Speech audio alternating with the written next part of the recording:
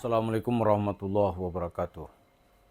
Para pemirsa, kadang-kadang kita ini bisa tertipu oleh sebuah cerita ketika telah mempercayai sosok tersebut.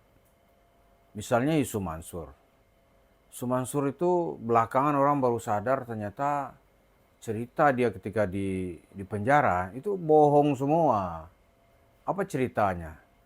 Pertama dia menyebut aneh ini di pesantren, gitu kan? Padahal itu sebagai napi gitu.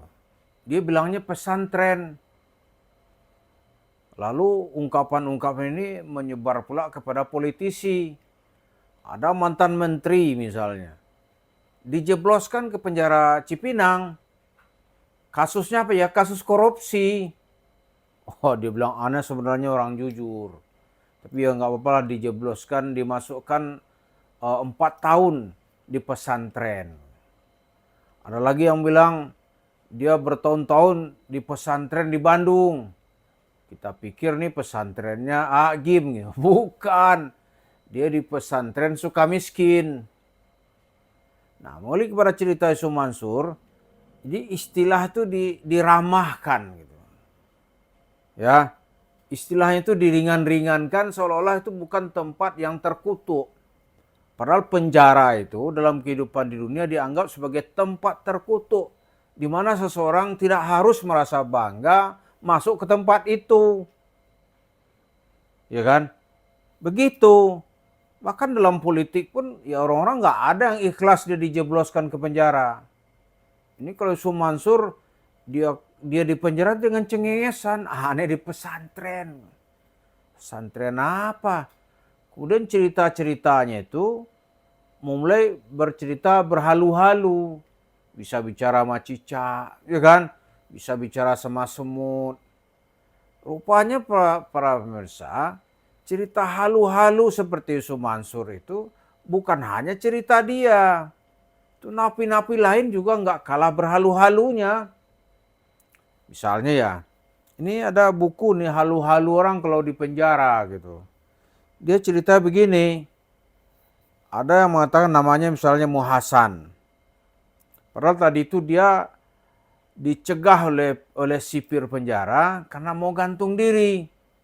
Tapi begitu ditanya kenapa Anda gantung diri, dia gampang aja dia menyebut nih, saya tuh sebenarnya katanya mau menggadaikan roh saya kepada roh-roh halus. Nggak ngerti kita roh, ada yang mau mati gitu. Lalu dia mengarang cerita lagi bahwa dia bisa membuka borgol, ya kan, gembok dan kunci pintu. Dan dia menggadaikan rohnya pada iblis untuk masa tertentu. Lalu ditimpali oleh yang lain. Dia timpali lagi, ceritanya itu begini katanya. Dia katanya bisa juga ada lagi napi yang lain juga membuat cerita baru gitu. Kalau ada katanya, dia kan punya tunangan di luar rupanya. Kalau tunangannya dirampas, maka waktu pesta nanti pengantin laki dipermalukan maksudnya nih.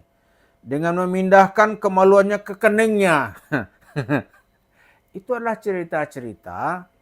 Ya, cerita dengan Yusuf Mansur nggak kalah seru nih. Nggak kalah seru.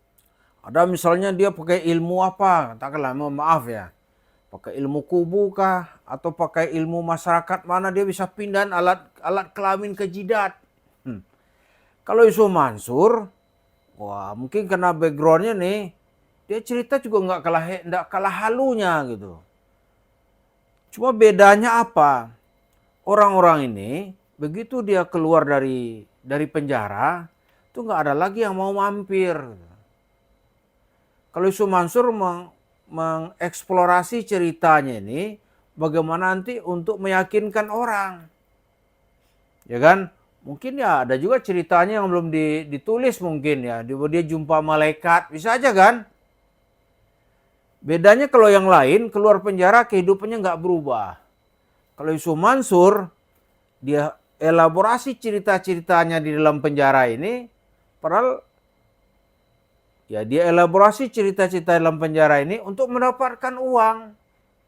Karena itu dia kaya itu dengan cerita-cerita setelah dia keluar dari penjara. Dia bikinlah apalah ceritanya macam gitu. Ini bagaimana aneh dapat ilmu di dalam. Nah ini penjabarannya. Ayatnya mana dicari ya ayat. Ya, kun fayakun. Kalau bukan karena Allah, ada Allah. Aneh nggak mungkin bisa keluar. Tapi Allah kata, keluar cup. Keluar gitu. Padahal kasus dia itu, ya ada kasusnya jual tanah orang misalnya, ya kan? Atau jual mobil orang, maka dilaporkan, dijebloskan dia ke penjara gitu. Jadi inilah yang kita lihat, cerita-cerita palsu itu dengan gampang kita nanti mengkonternya. Gimana mengkonternya? Bukti cerita Yusuf Mansur itu selama dia di penjara cerita palsu, dia mau lagi nggak dikembalikan ke sana? Itu loh pertanyaannya. Mau lagi nggak? Kalau ceritakan enak dia seolah-olah tuh. Ketemu apa bisa bicara sama cicak. Kemudian mungkin dia dapat apa dari Tuhan gitu. Kan enak berarti. Mau lagi nggak gitu. Pasti dia bilang nggak akan mau. Nah itu tandanya cerita di dalam itu cerita omong kosong. Cuma dari cerita ini nanti begitu keluar dia elaborasi menjadi duit.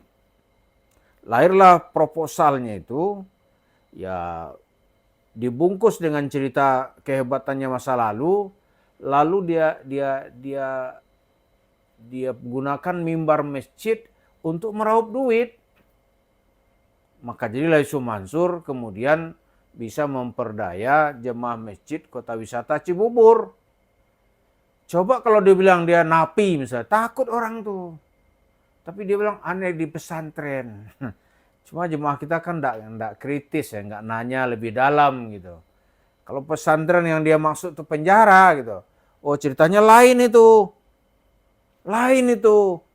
Tapi enggak, dia cerita dia di pesantren. Ada juga menteri, saya lihat mantan menteri. Sekarang kononnya dia masuk DPR lagi. Itu jelas kok kasusnya. Dia menggelapkan uang, tapi dia enteng aja ngomong. Aneh juga 4 tahun di pesantren. 4 tahun di pesantren. Mau masuk lagi nggak? Dia nggak akan mau itu. Nggak mau.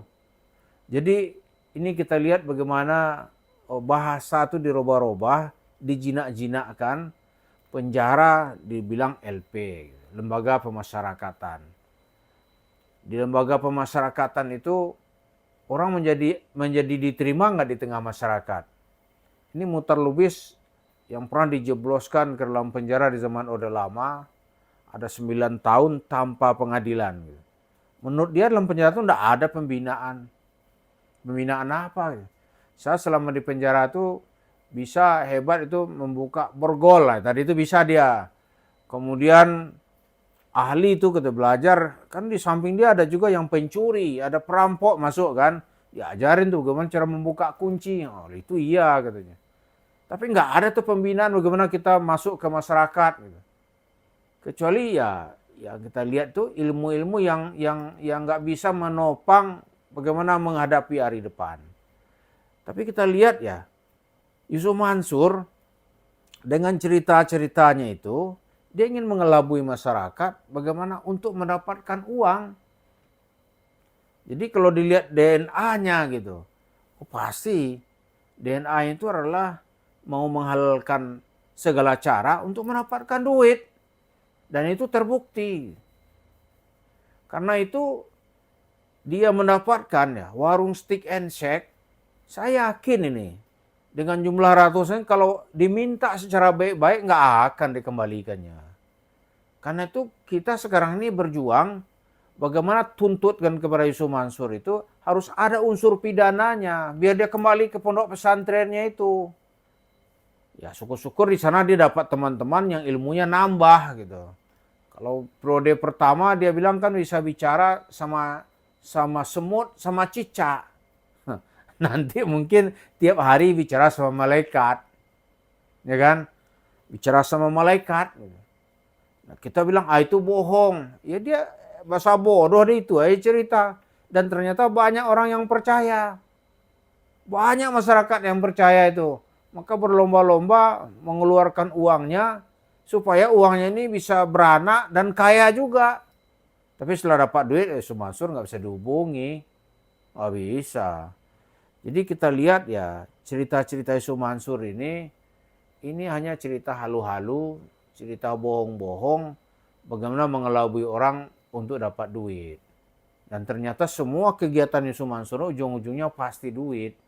Nggak ada cerita lain. Ada juga kiai-kiai ingin berkolaborasi dengan Yusuf Mansur. Karena itu ketika kita minta pendapat, umumnya mereka ketakutan. Takut berpendapat. Saya lihat kalau mereka sudah takut berpendapat, itu tandanya yang pertama dia nggak bisa membedakan yang benar dengan yang salah. Yang kedua dia takut berbicara.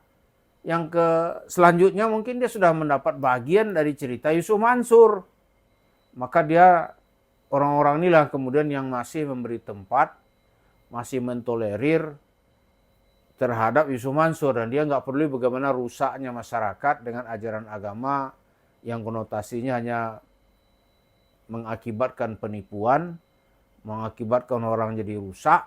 Sementara Yusuf Mansur sendiri berjingkrak-jingkrak dengan kekayaan yang dia dapat, lalu dia bangun usaha seperti permanen, yaitu warung steak and shake. Terima kasih. Assalamualaikum warahmatullahi wabarakatuh.